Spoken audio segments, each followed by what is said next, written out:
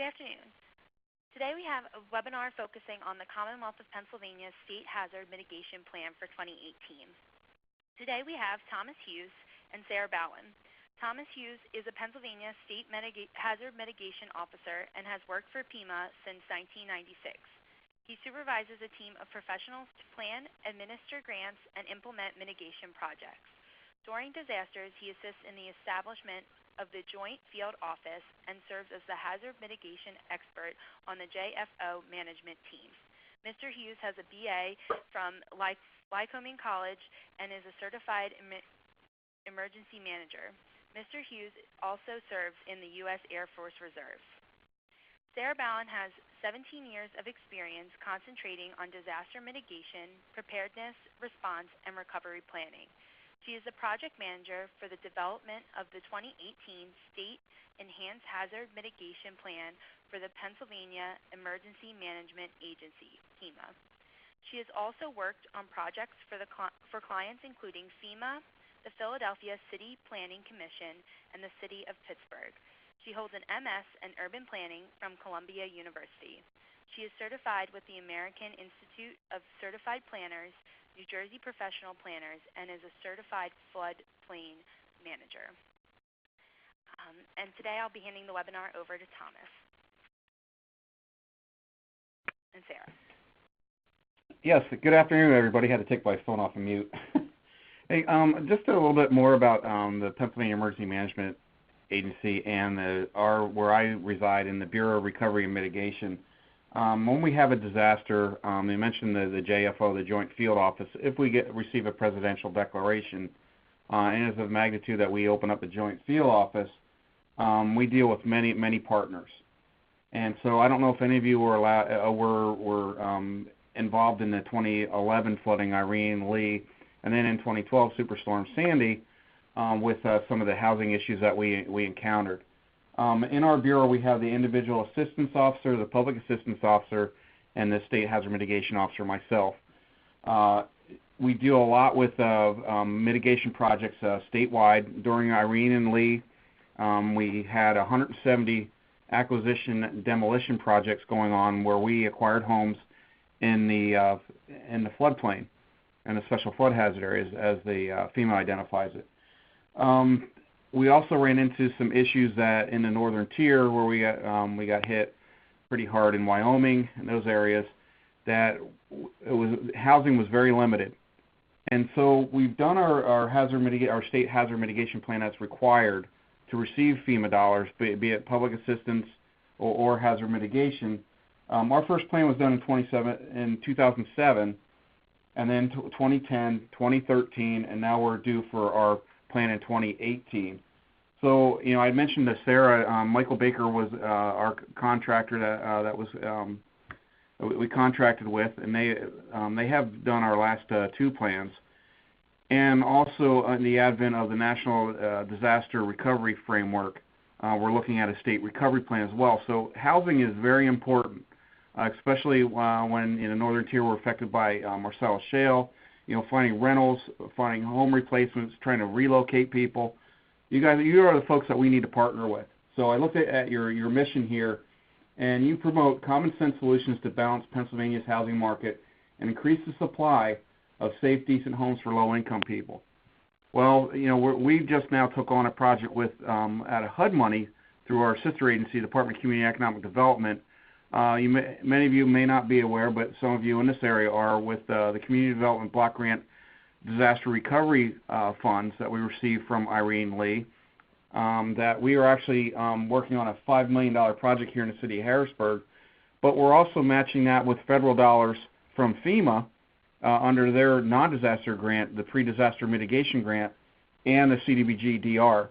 And so this has been a new partnership, and I would like to see that continue, but also with other organizations such as yours. So with that, you know, Sarah and I had talked that we really need to look at the housing industry. You guys are in the recovery support function number 5 of the new NDRF, as they call it, National Disaster Recovery Framework. And so when it goes from the emergency support function 14, long-term community recovery, into the different 6 recovery support functions.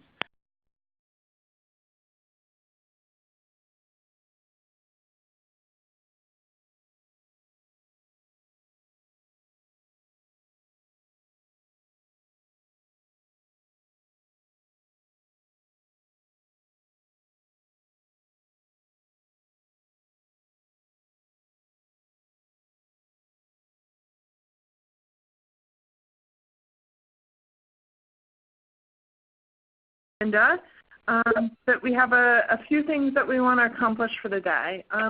Mostly we want to give you an introduction to the Hazard Mitigation Plan and what this plan does, what information is available in it that may be useful for some of the projects that you're working on throughout the Commonwealth. Then we have information related to both the Hazard Mitigation Plan and then hazard mitigation efforts in general that could be useful and informative to housing professionals specifically. And then an effort on how you can contribute to the plan and help make this plan better for our Commonwealth and in turn make all of us safer and all of the people that we work with throughout our community safer as well. So let's dive into what hazard mitigation is. It's an effort to reduce the loss of life and property by minimizing the impact of disasters. What we're really trying to do here is look at, okay, what are we most at risk for in Pennsylvania and what can we do to make ourselves safer? Can we elevate a home? Can we not develop along floodplains in the first place?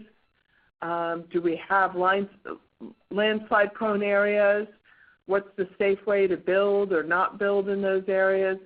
Really look at what the landscape is for risk and then what action we want to take.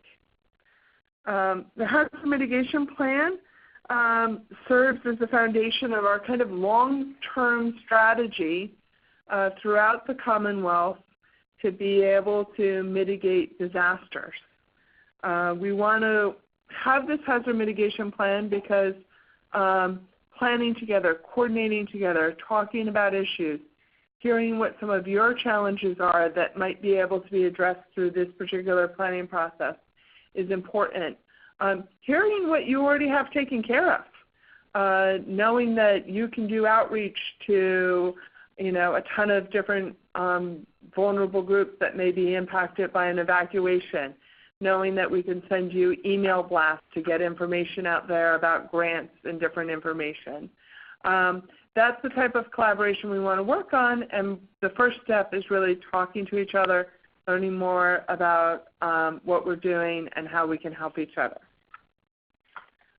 One of the other key reasons that we have a hazard mitigation plan is that it qualifies the state and then in turn the communities that also adopt hazard mitigation plans to access all the funding streams that are available through FEMA for disaster mitigation.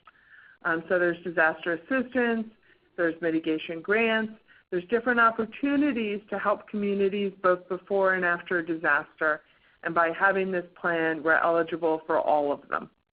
And we'll get into some of the fine-tuning of grants a little later in the presentation as well. So, hazard mitigation and PEMA. The Pennsylvania Emergency Management Agency coordinates the development of the State Hazard Mitigation Plan. They're the ones that really are a technical resource to our communities, to our organizations, with information on what natural and human-made hazards impact our Commonwealth, how they impact our communities differently, and then information on what we can do before, during, and after to help prepare and then mitigate these disasters as well. Pennsylvania and PEMA seeks to have what's called a whole community approach to hazard mitigation. And what that means is that we're all partners in helping to make our state safer. Federal agencies such as FEMA and the Army Corps have information, have funding, have trainings and technical assistance that can inform all of us. The Army Corps specifically examines and builds some of the larger flood protection measures that may impact some of our communities. Volunteer organizations have an active role. Many of your organizations may be doing outreach to our communities and can get information out there that would help people before, during, and after a disaster. Organizations like the Red Cross and the Salvation Army that have a role in disaster response participate in the state planning team for updating the plan and help design mitigation actions that can help our state. Private sector businesses have a role, as well as citizens. Folks are investing in their own infrastructure, in making their own factories and businesses safer, by coordinating together so that everyone doesn't leave at 2 p.m. on a snow day and make their commutes even worse or home in unsafe weather. There's a lot that businesses and citizens can do for themselves. So we're doing outreach to all these different communities. The reason that we're doing this is partially to raise awareness. Some of you may have heard about the Hazard Mitigation Plan before. Some of you may not have. Providing information about what's available, what information is in the plan, what grants and processes are available that may be a match to some of the problems that you're working on in our community. Building partnerships, learning more about how we can work together to boost your efforts and boost our efforts as well, and really come to joint solutions that improve our communities. Align objectives, understanding more about what some of your challenges are, hearing input about what type of things that you see at the nexus of housing and fair housing and disasters. Are there areas that you know there's particular problems that maybe we should examine or resource more? Maybe we have resources that are available, and by disseminating them through your networks, we'll be able to reach more people. The idea here is that we really want to come up with long-term strategies. We don't want to be rebuilding the same house again and again after a disaster. We want to begin to eliminate the risk and reduce the risk in our communities, and really implement projects and good ideas. And we get to those good ideas by hearing from as many people as possible so that we get the best ideas that hit on all of our different expertise and really improve the plan. So that's a bit of a brief introduction to the Hazard Mitigation Plan. And we have poll questions here. We wanted to have this training be as interactive as possible. So if you'll take a moment to respond to our poll question, we'll wait for the results and be able to report out on them. How familiar are you with the State Hazard Mitigation Plan?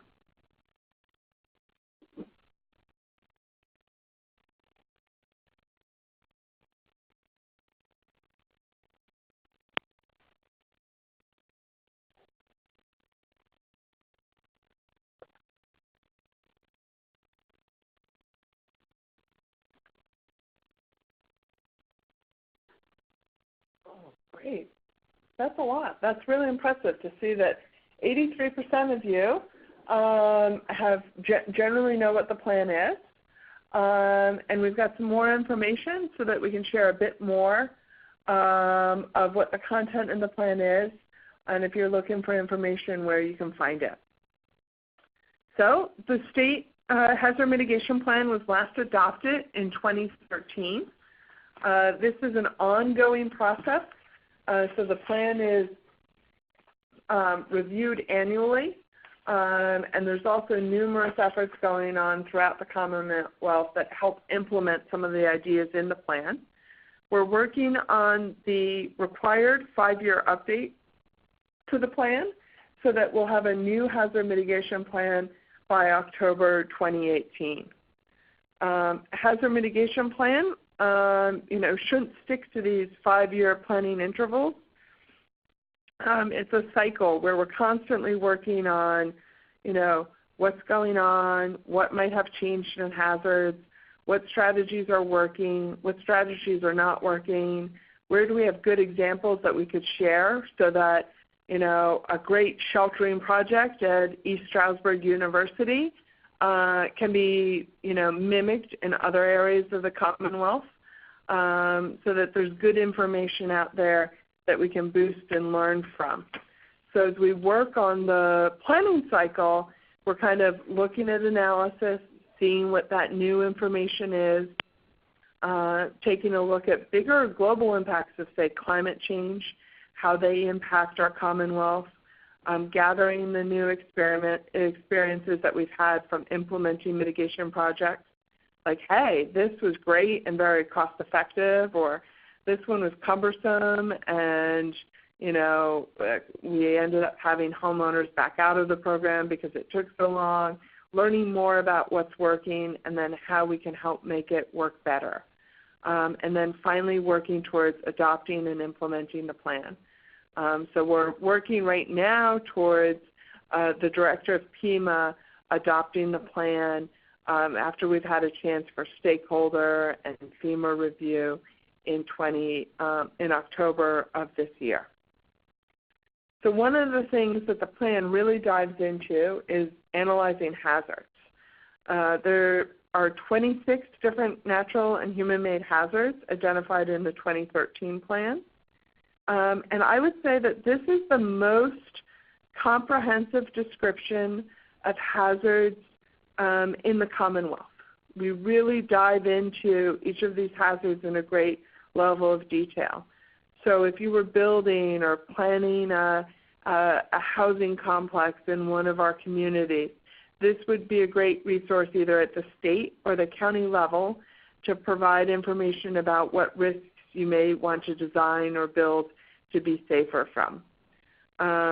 So some of the risks that are profiled in the plan include flooding, which is our highest risk hazard, winter storms, utility interruption is a human-made hazard, even though sometimes it's a natural hazard that triggers it.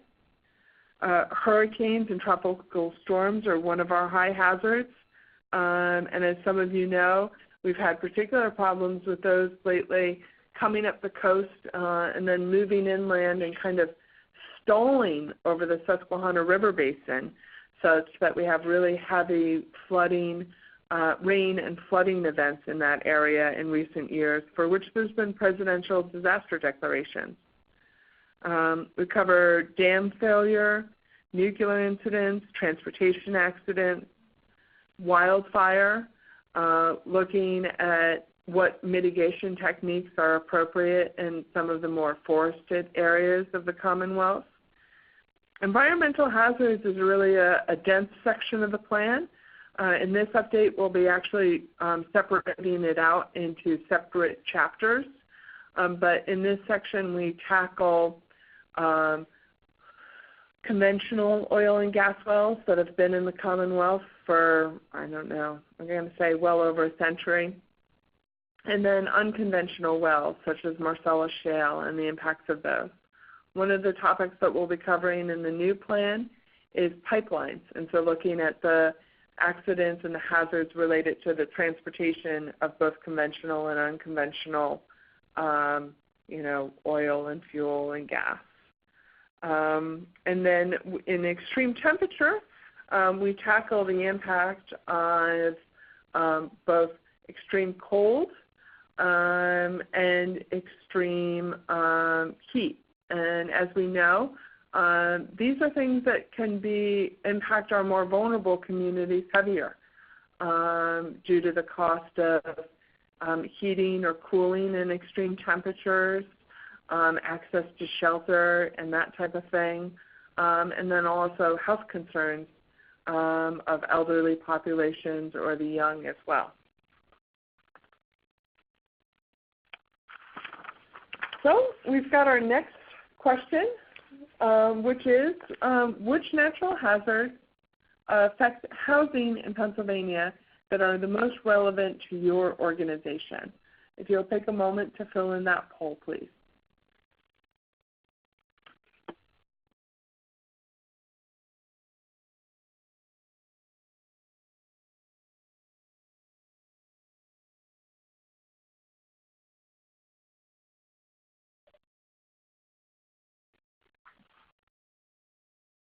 Okay, we're giving you a little time to fill that in, and we'll close the poll and see what our results are.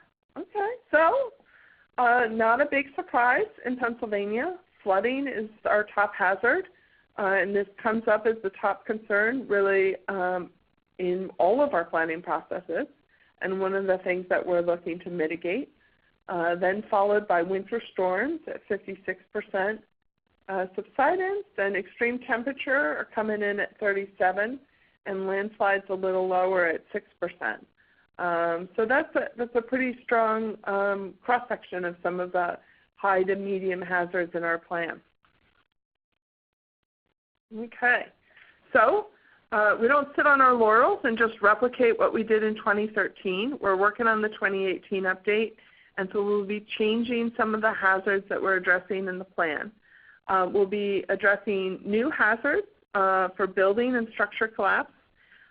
In this section, we're planning to focus on infrastructure collapse and the impact of some of our aging bridges and transportation. Our utilities in some areas are aging as well, and the impact of that on the Commonwealth and how we can plan better for that. We're addressing cyber terrorism. This is something that was addressed in the 2013 plan, kind of within the terrorism section of the plan and within the utility outage. But we want to dive into it in more detail, especially as more of our utilities and infrastructures are online and could be vulnerable to hacking or other incidents. We want to tackle that and come up with some strong mitigation strategies for that effort as well. I mentioned that we'll be cataloging gas and liquid pipelines in their own separate profile this time in a bit more detail, and that's what we have a photo of. And then finally, we're adding one on opioid addiction response. And this is a new one to us within hazard mitigation, but we're collaborating with the Department of Health and the state police and other agencies. Maybe some of the folks on the phone have some ideas here on catalyzing this hazard that impacts so many people and families throughout the Commonwealth, and what we can bring to bear as an organization that has the participation of so many state agencies. How can we collaborate better to help mitigate this hazard and how it impacts folks? Okay.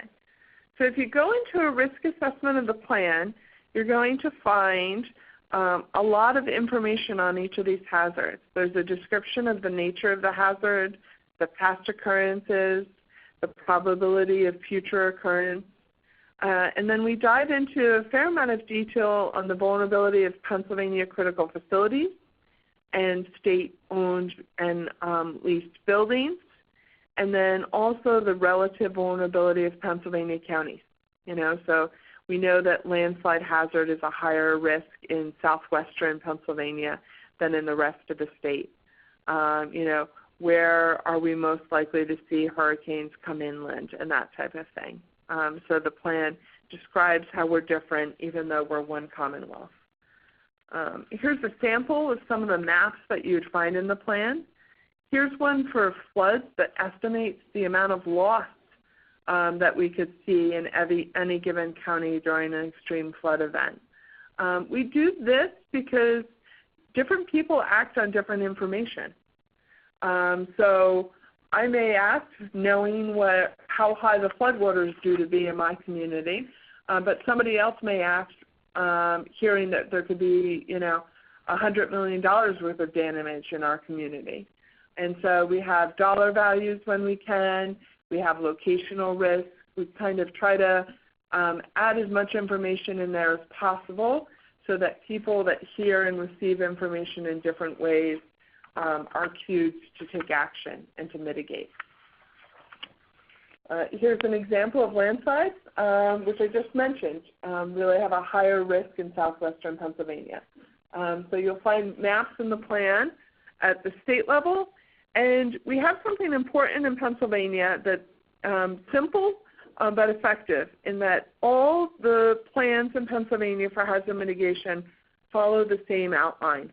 And so at the county level and at the state level, and also our state system schools have hazard mitigation plans as well. You'll see that they all follow the same outline. So you'll always find this risk information in Chapter 4 of the plan. So if you were working on something where you wanted to dive into, what was at risk or what hazards were high in Cumberland County, you'd be able to find that information in their plan or in the state plan as well in the same section. Then some of the other items that we're looking to update in this state plan update are cataloging what's happened since 2013, what presidential disaster declarations have taken place, what hazards have impacted our state, what has changed. One of those things is we'll be diving into the impacts of climate change and changing conditions in more detail. In the future occurrence section of all the hazards where it's applicable, we'll be describing the impact of the changing climate on flooding, extreme temperatures, hurricanes and tropical storms, and that type of thing, so that we are planning not only for how hazards impact us today, but then how they can impact us in the future. And then we'll also be looking at what's an important resource for Pennsylvania particularly, and that's our historic properties. Historic properties are one of our great economic drivers within the Commonwealth. People come here to visit Gettysburg, to visit Philadelphia, to visit some of the battlefields and important locations throughout the Commonwealth where our country developed. And so some of those properties are not as easy as like, hey, let's elevate it. A 200-year-old building may not withstand that type of elevation. So looking at how we can protect these properties and important main streets and downtowns in a way that's effective and that we can leverage different funding streams to help protect this important part of our community. So this plan will be diving into the vulnerability of these properties in more detail and what effective mitigation strategies would be. Which brings us to the mitigation strategy. The mitigation strategy, I think it's my requirement that in all hazard mitigation webinars or meetings I mention that this is the heart of the plan. This is where the rubber meets the road. Okay, we have all this information, we have all this analysis, we have these maps, great, so what? What are we going to do about it? And that's what the mitigation strategy is about. So this outlines what we want to do as a Commonwealth to help make our communities safer. And we do that by outlining plans and regulations that would make us safer, building codes. One of the things that's made all of us so much safer to the impact of a home fire is some of the regulations that are implemented as far as sprinklers and alarms in our homes to help keep us safer. That's a big way where we can mitigate the impact of disaster. Structure and infrastructure projects, these can be both home-based, such as elevating a home, or acquiring and demolishing the home so that it's only used as open space in the future, basically removing that risk from continually typically being flooded by a river. Natural systems protection is really giving space for water or wildfire to be where it's not impacting property. So these can be conservation easements where we're not allowing building within a certain distance of a stream and different requirements. Basically, natural systems by themselves can handle a lot of these disasters by themselves if they're not running up against property and people. And then the final category is what we're doing here today, education and awareness, reaching out to people to say, hey, this is what we're up to. Please share your ideas for improving what we're up to, and let us know if there's ways that we can help you with this effort. The 2018 plan will be updated based on information from stakeholders. We've been meeting with the state planning team which includes representatives from a lot of the state agencies. I'd say most of them participate in the plan, so that we have input from agencies that are also working on mitigation efforts, such as the Department of Environmental Protection or DCNR and Pennsylvania Historic and Museum Commission has been doing a study since Hurricane Sandy looking at historic preservation as well and the nexus of mitigation. So we get input from all of these different organizations. And I'd say the group is diverse, so that we also have folks from Department of Insurance, Department of Labor, different organizations represented in the plan. Hearing what those ideas are, hearing where there's been mitigation successes, and then improving the plan based on those ideas. One of the groups of folks that we wanted to reach out to more in this plan update was housing. So all of you being on the call today to hear about the plan, hopefully all of you, or at least a few of you, will say, hey, I have a good idea that could be part of that plan. We'd like to hear your ideas so that we can incorporate them in the plan, and there'll be opportunities for you to participate online or when we have the draft plan available to review it and make comments.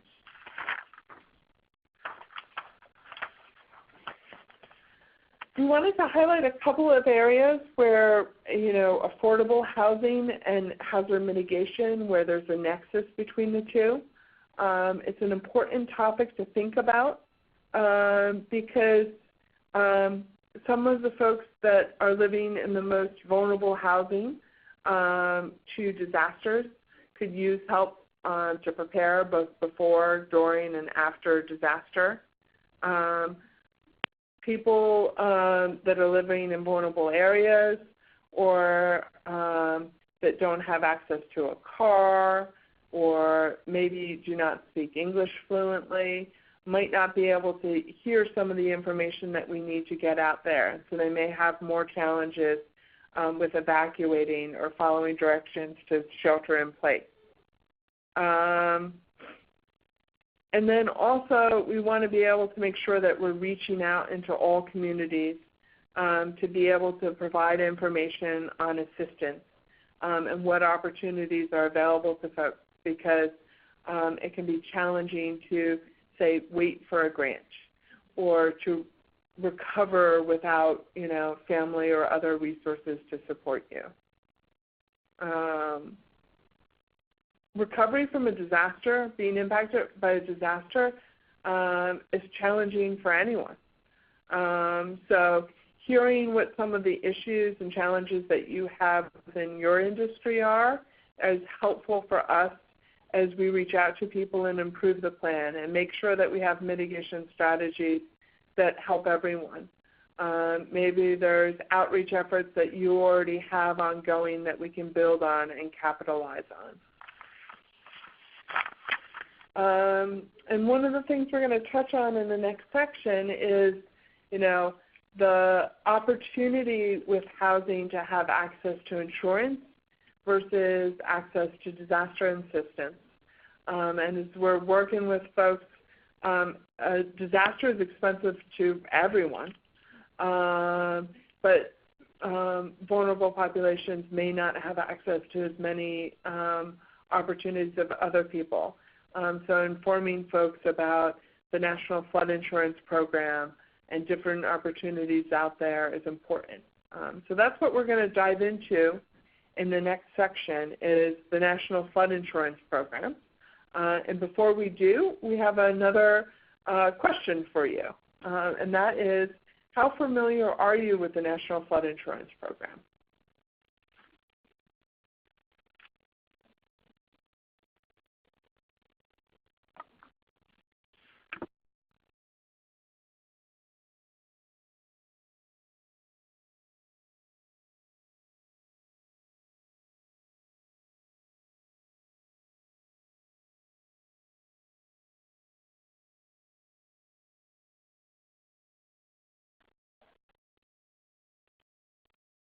Okay. So nearly half, a little over 40%, are very familiar with the program. Another just under 40% are somewhat familiar, and then we've got lower responses for familiar and never heard of it. So we have a few slides here to dive into the program and to highlight some of the opportunities and the nexus with housing in particular. So the National Flood Insurance Program exists because flooding is nationally our largest hazard. And a little bit of water can have a huge impact on a home. So just a few inches of water can damage tens of thousands of dollars in a home. Recognizing that the private insurance industry was not offering insurance, or that the cost of insurance was so high, the federal government implemented the National Flood Insurance Program, or NFIP, to provide an opportunity for folks to be able to insure their homes and prepare for our most common hazard within the country. And so the federally backed, subsidized flood insurance is available in more than 22,000 communities nationally. This is an insurance that's sold by licensed property and casualty insurance agents throughout the country. They apply to be able to offer this insurance and comply with certain standards from FEMA to be able to offer this insurance. I will state that in Pennsylvania, with all our 2,500-ish communities, the great majority of folks and communities participate in the NFIP, which makes flood insurance available in our communities to property owners that want to purchase it. I think that it's only 44 communities in the Commonwealth that do not have participate in the National Flood Insurance Program. Sarah, can I make a comment too on that? Things that we hear too are people that, I don't live in a floodplain and I was told that I didn't need to get it or it's not available to me. Anybody in the Commonwealth, as long as their community is in good standing with the National Flood Insurance Program, can get flood insurance. Mm-hmm. Mm-hmm. Yeah, that's a very good point. And it's actually great to buy flood insurance when you're not in the special flood hazard area, because what you can access is called a preferred risk rate. And depending, the cost of insurance depends on so many different variables, depending on how much you want to cover, what deductibles you want to have, and that type of thing. But you could be getting a policy for around $200 that has a high level of coverage that protects you if you're not located within the floodplain.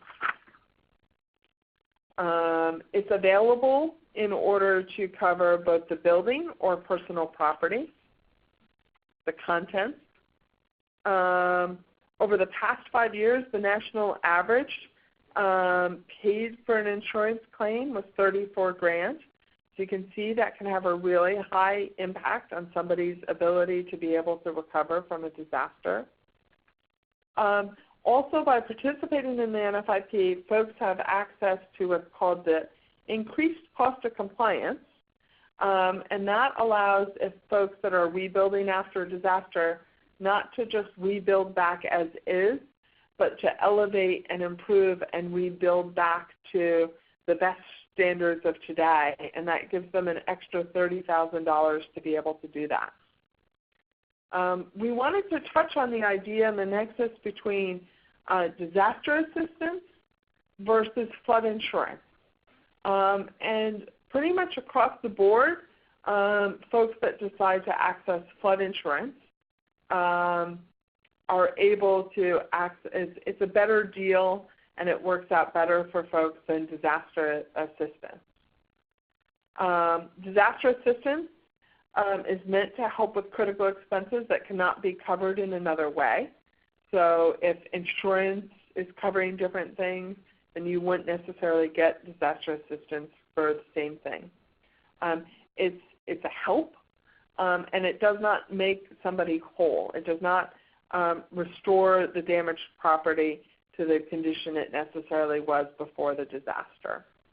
So if you look at them side by side, as we will in the next couple of slides, and these are kind of snapshots from FEMA guidance, is that flood insurance is something that you can opt into. You can decide how much coverage you want to have, what's appropriate for your budget and your particular home. The insurance costs are paid in, but you do not have to repay it if you were to be impacted by a disaster. That's when you receive your insurance. And as Tom said, more than 20% of claims come from outside the special flood hazard area.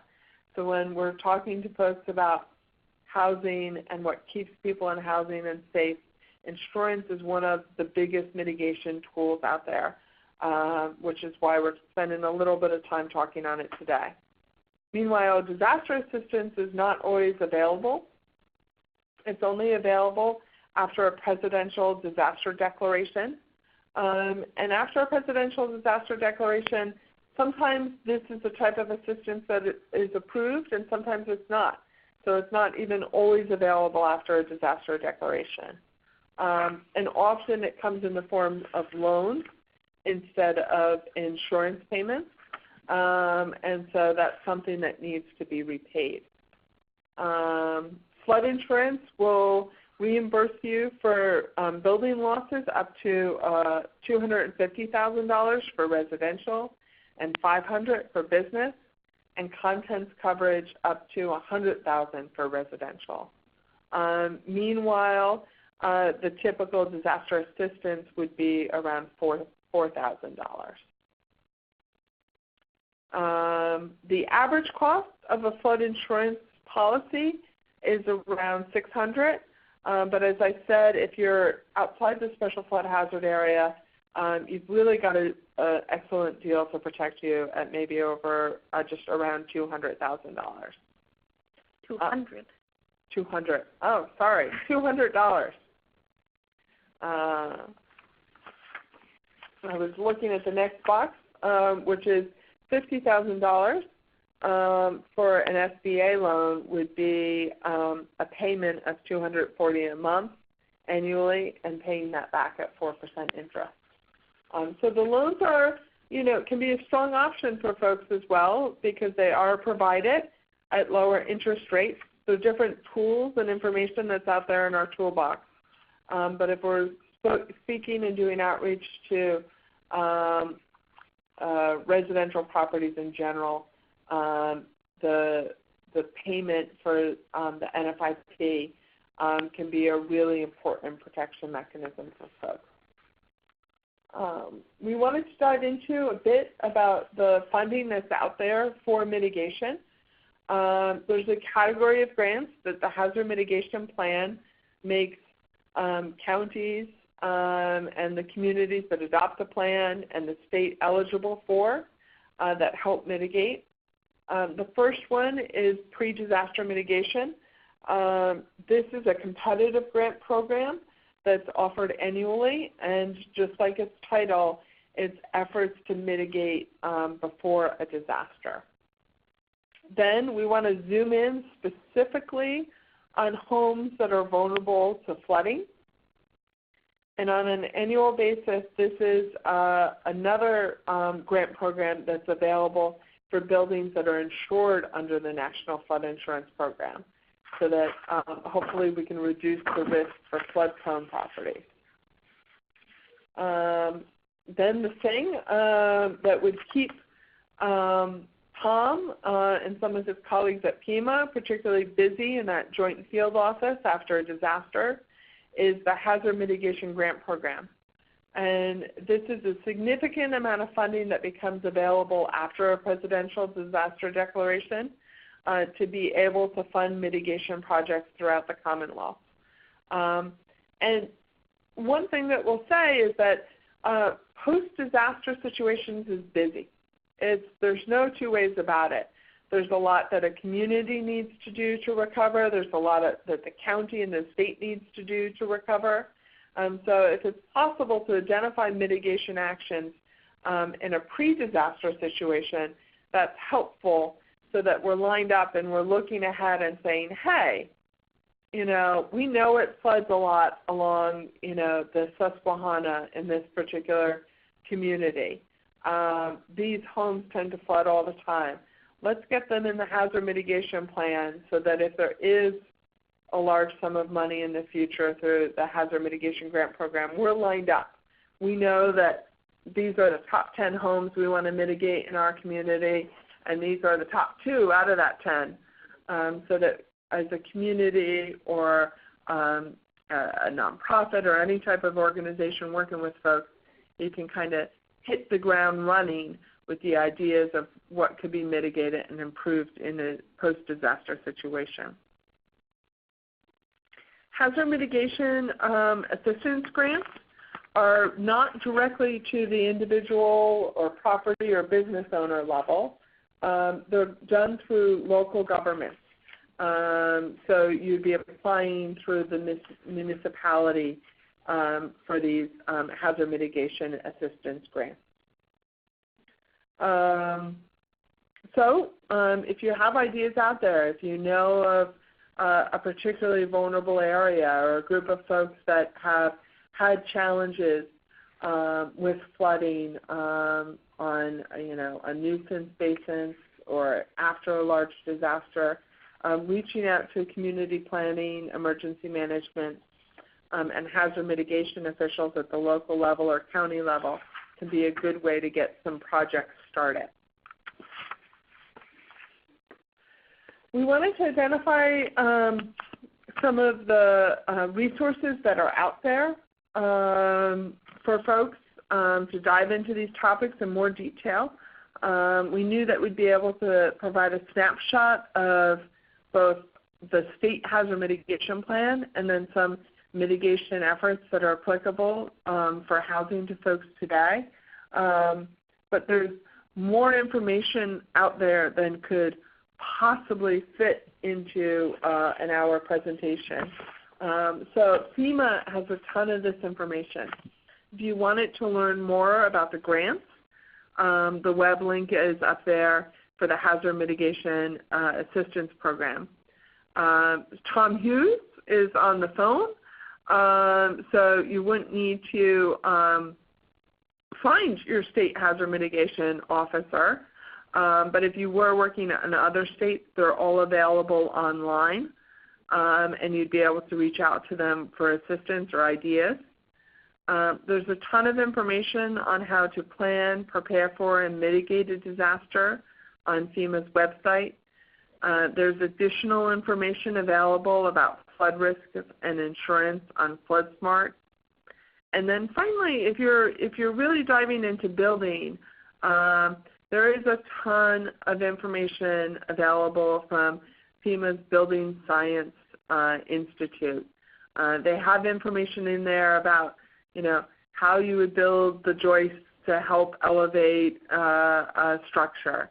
They have information on there on flood vents and what they are and how many you should have and what size they should be for the square foot of your basement. They have information on there that builders, that architects, that contractors can use in order to make homes throughout the Commonwealth safer.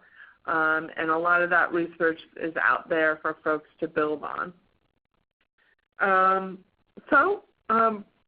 The main reason that we're here is we'd like you to contribute to the plan. We want to hear from you. How can hazard mitigation planning support your work? Now that we've given you a bit of an introduction to the State Hazard Mitigation Plan and mitigation, do you have ideas for improving it? We have a fourth poll question about some of the things that we've discussed here today. And the question is, how can mitigation planning help in your housing work? If you'll take a moment to answer that.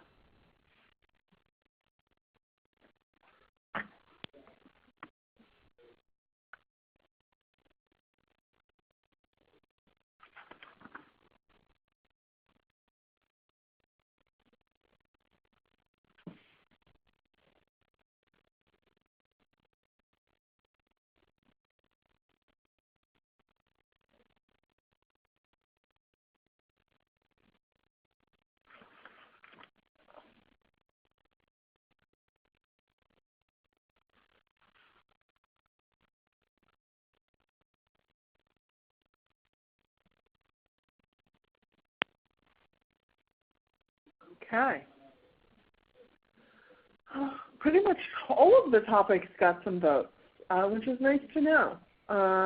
Technical assistance on building safety, technical assistance on disaster assistance, and materials on disaster assistance. So disaster assistance looks like it boils to the top as one of the more popular topics that would be helpful to you. Materials on risk reduction, the detailed risk assessments and vulnerability assessments. Okay, so there's a lot of value to what's in the hazard mitigation plan for you. Let's go ahead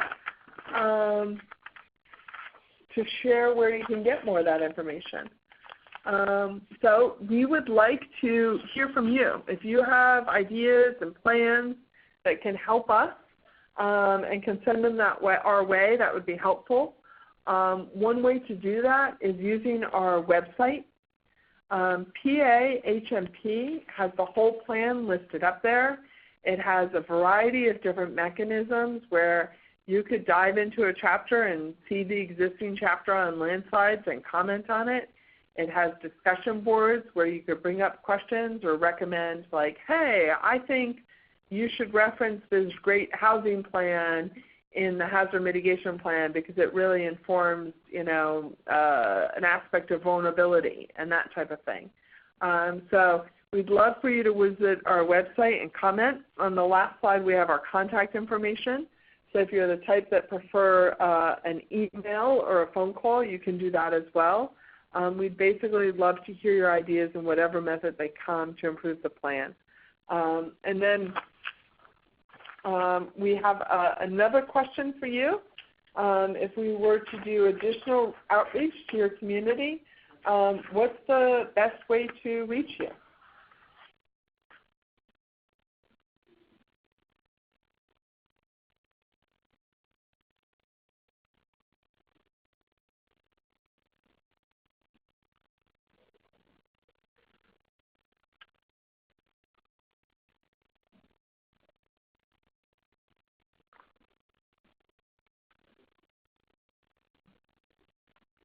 Okay.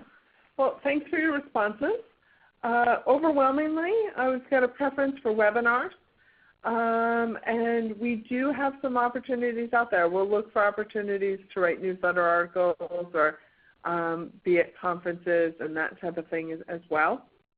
I'll mention that PEMA offers a fair amount of trainings in the Commonwealth, and some of them would interest you to learn more about hazard mitigation.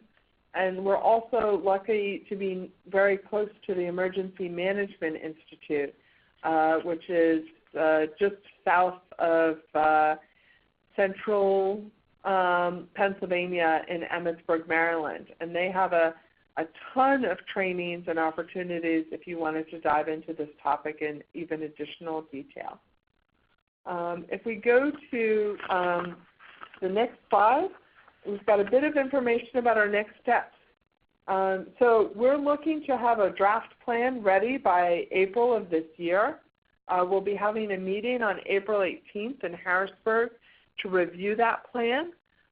Since all of you participated here today, we'll reach out to you and let you know that the plan is available in draft form to email online or to join us at that meeting. If you prefer to participate in person, you're more than welcome to join us.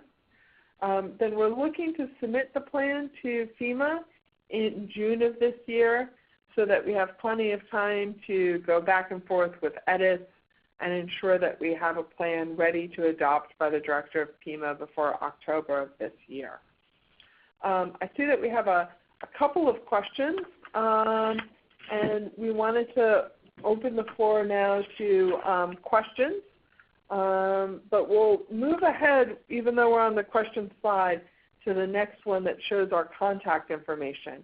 So if folks want to write down the contact information for myself or for Ernie Zazbo, who's the project manager at PEMA, this is where you could reach out to us by phone or email with good ideas at any time. Thank you, Sarah and Tom. So we do have a couple of questions.